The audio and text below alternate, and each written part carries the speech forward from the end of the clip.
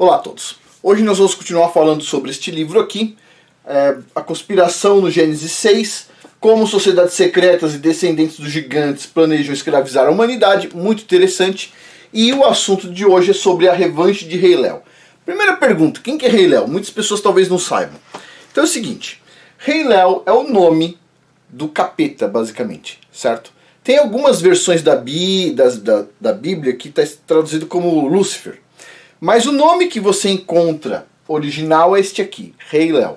Okay? Você vai encontrar esse nome nesta Bíblia aqui, que tem em português, que é a Restauração das Escrituras. Vou deixar o link abaixo quem tiver interesse.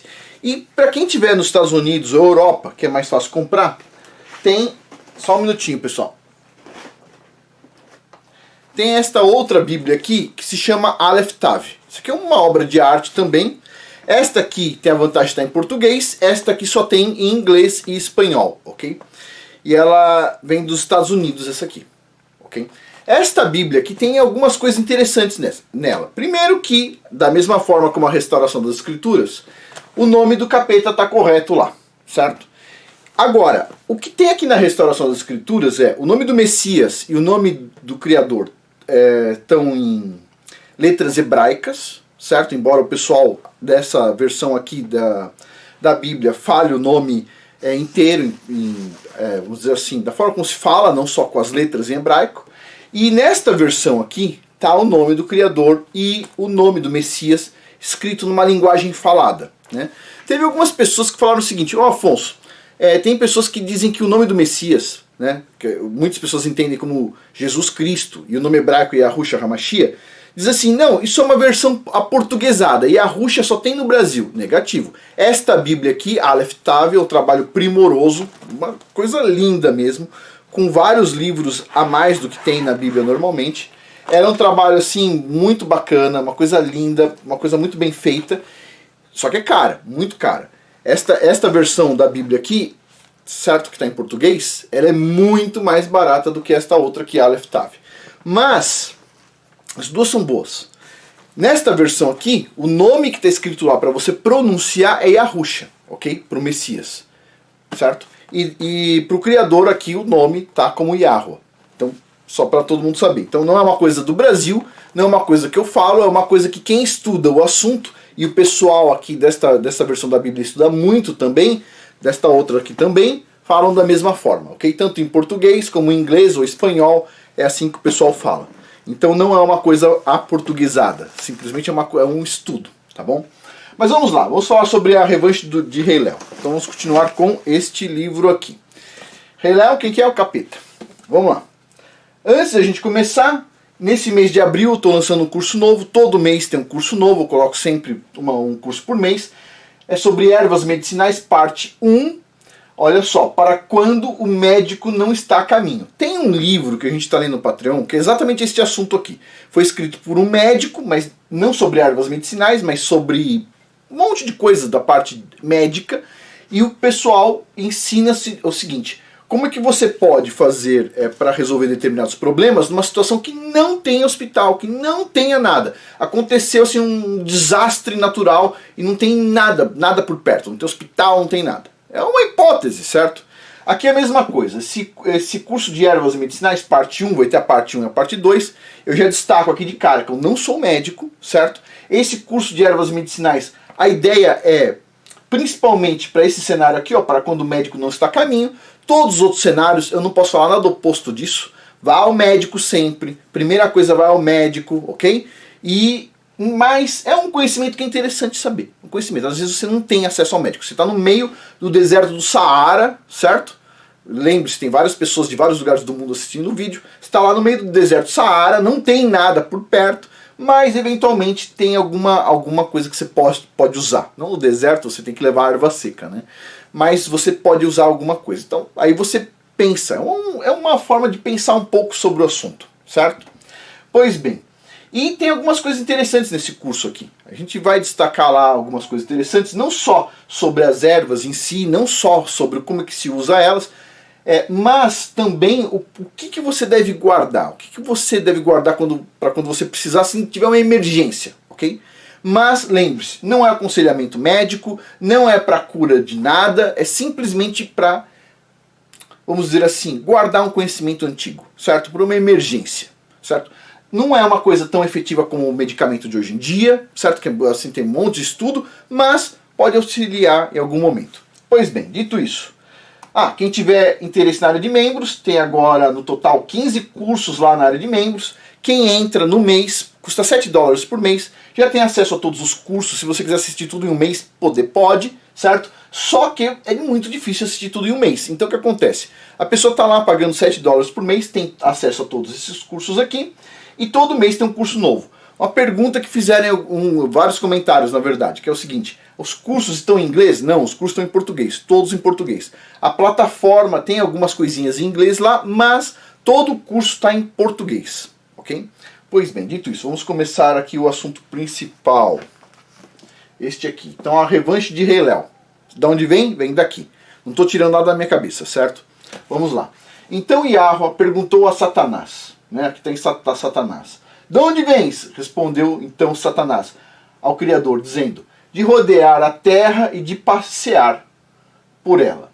Bom, a inexplicada condição da humanidade é análoga ao drama experimental que aconteceu bem antes do reino angélico.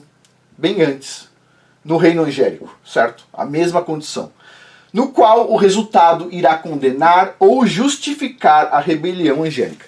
Todo mundo sabe que no final, os anjos, até os anjos, eles vão ser julgados, certo? Todo mundo sabe disso, certo?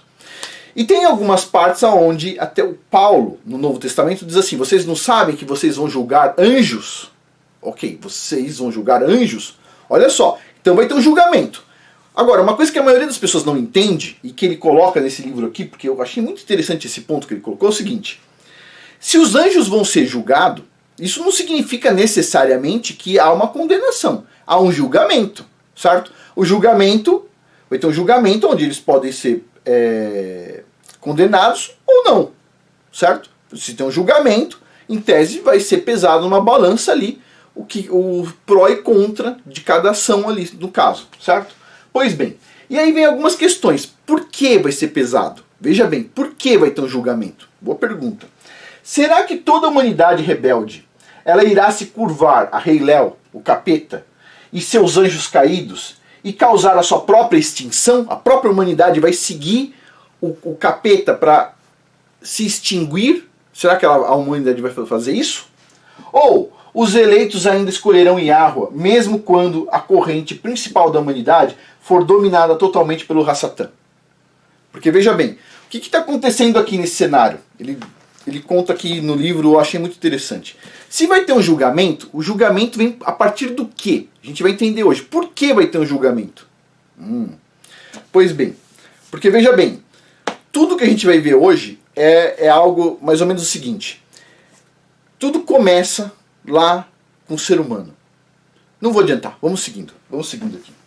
Olha só, este drama apenas prova que o Ra-Satã deve ter recebido permissão para dominar o reino físico. Um drama já pré-determinado a acontecer ao longo de 6.000 anos, começando na queda de Adão. A Bíblia recorda que a rebelião começou quando as estrelas, os anjos rebeldes, não aguardaram o tempo apropriado para anunciar a si mesmos. Lendas célticas, ele vai pegar lendas célticas, ele não pega só a Bíblia, só o Corão, ele está pegando testemunhos de tudo quanto é lado. Lendas célticas recordam que um anjo orgulhoso, no caso o Ra-Satã, fez uma rebelião no céu e que ele achou um novo reino e muitos anjos o seguiram. Então eles foram expulsos do céu, onde eles entraram em buracos da terra e vivem no underground, no interior da terra, em um outro mundo, diz as lendas célticas, certo? Pois bem, agora aqui, vamos ver um pouquinho aqui duas passagens bíblicas. Primeiro Isaías 14, capítulo 14, versículo 12 até 14. Bom, como caíste do céu, ó, aqui diz, ó estrela da manhã. Pois bem, nesta Bíblia aqui, e na verdadeiro nome não está estrela da manhã, não está escrito isso aqui. Não está escrito, ó estrela da manhã, negativo. Aqui está escrito outra coisa, como, mais ou menos assim, como caíste do céu naquela manhã uivosa, naquela manhã estrondosa. Tá? Não tinha estrela nenhuma, não tem nenhuma palavra lá, não tem nenhuma palavra estrela, não tem corravinho, não tem nada lá, certo? Isso aqui é uma tradução incorreta, mal intencionada. Mas tudo bem. Como caíste do céu, né, na manhã uivosa, filho da alva, como foste lançado por terra, tu que prostravas as nações, e tu dizias no teu coração, eu subirei ao céu, acima das estrelas do Criador, exaltarei meu trono, e no meu monte da congregação, e no monte da congregação me assentarei, nas extremidades do norte. Subirei acima das alturas das nuvens, e serei semelhante ao Altíssimo. Pronto, aí está falando de quem? Do rei Léo, do capeta. Certo, Rassatã.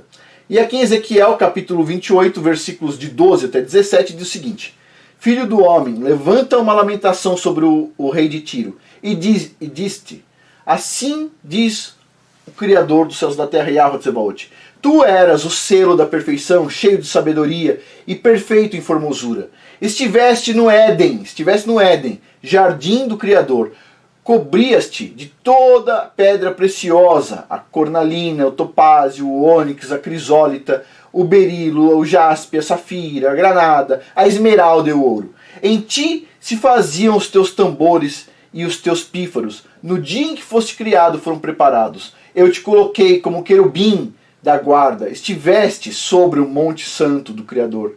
Andaste no meio das pedras afogueadas. Perfeito eras nos teus caminhos, desde o dia em que foste criado, até que em ti se achou iniquidade.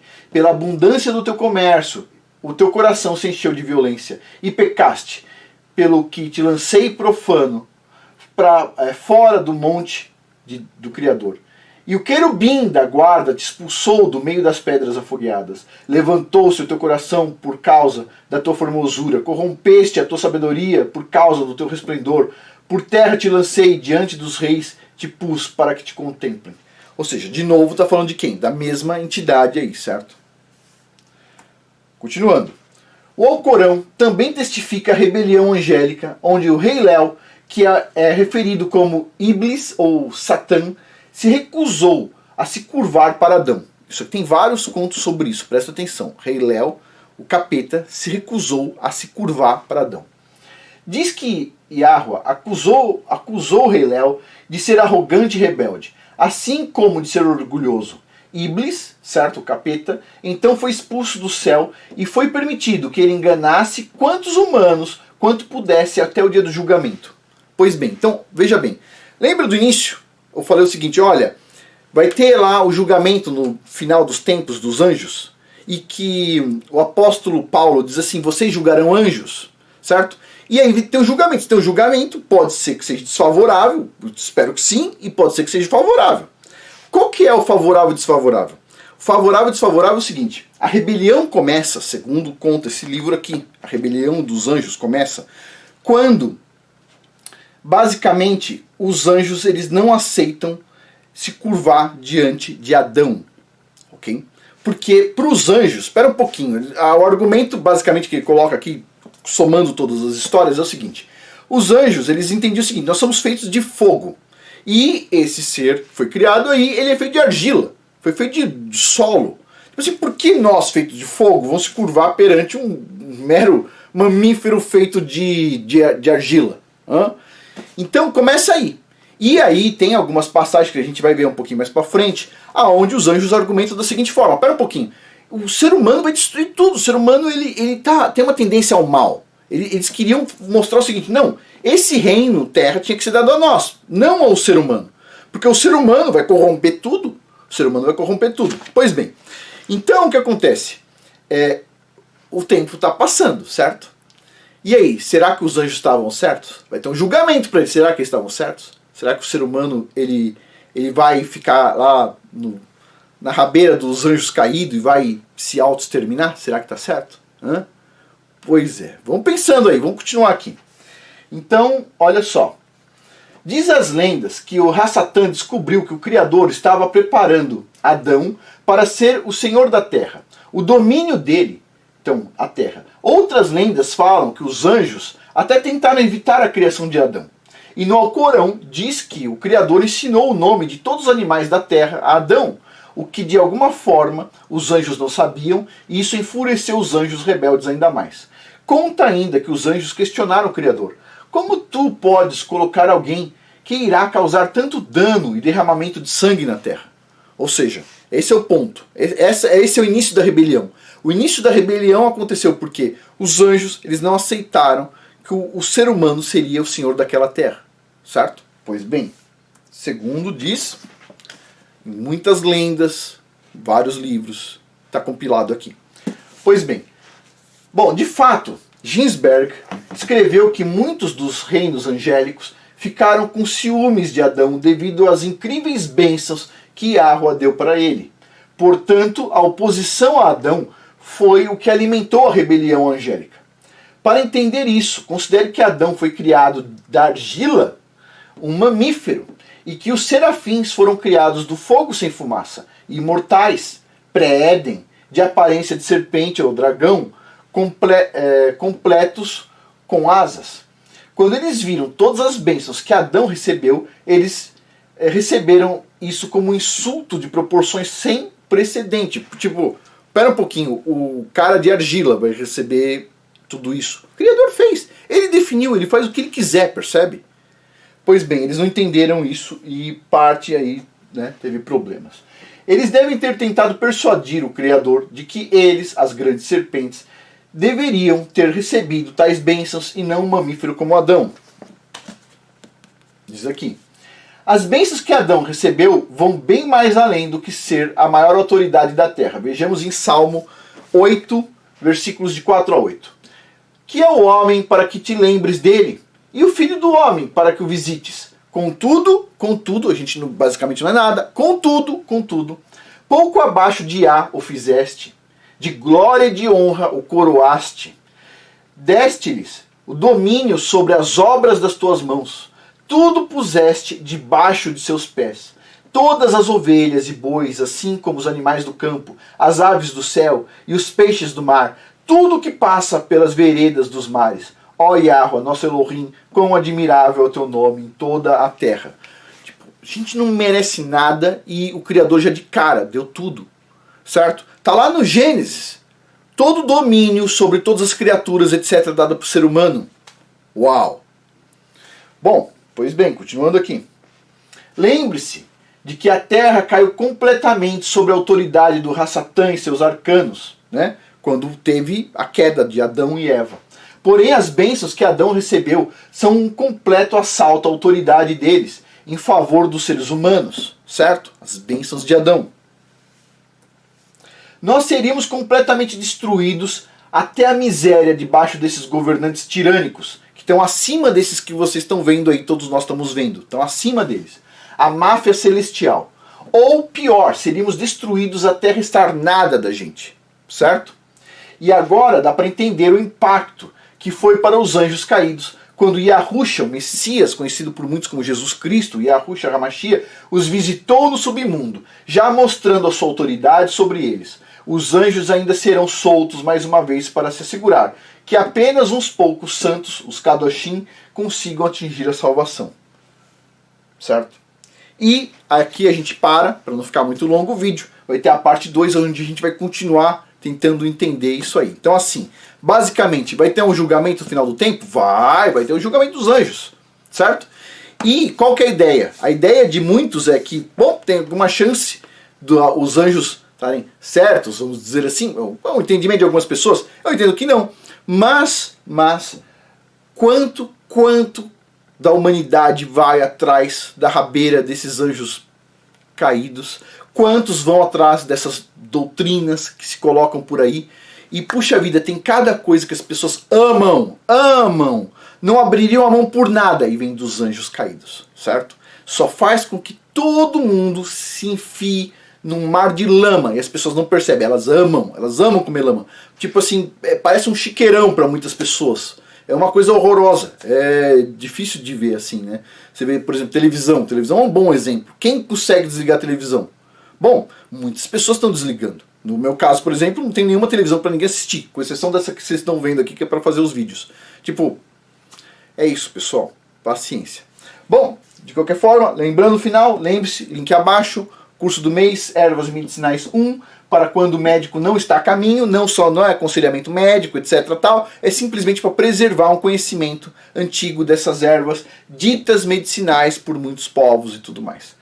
Pois bem, quem tiver interesse em mais do que um curso, lembre-se da área de membros, custa $7 por mês, você tem acesso a todos os cursos. Você não precisa assistir todos de uma vez, lembre-se que o conhecimento ele precisa entrar em doses homeopáticas. Se você quiser assistir tudo de uma vez, você vai conseguir assistir tudo de uma vez, mas você não necessariamente vai conseguir aprender tudo e vai ficar assim, oh, muita coisa para aprender. Vai aos pouquinhos. Se você estiver lá na área de membros, você pode, por exemplo, tentar fazer 3 cursos por mês, 2 por mês, 4 por mês eventualmente, e sempre vai ter um curso novo chegando, certo? Tem alguns cursos da área de negócios que são muito interessantes, vale a pena, ok? Bom pessoal, por hoje é isso. Muito obrigado a todos. Até mais.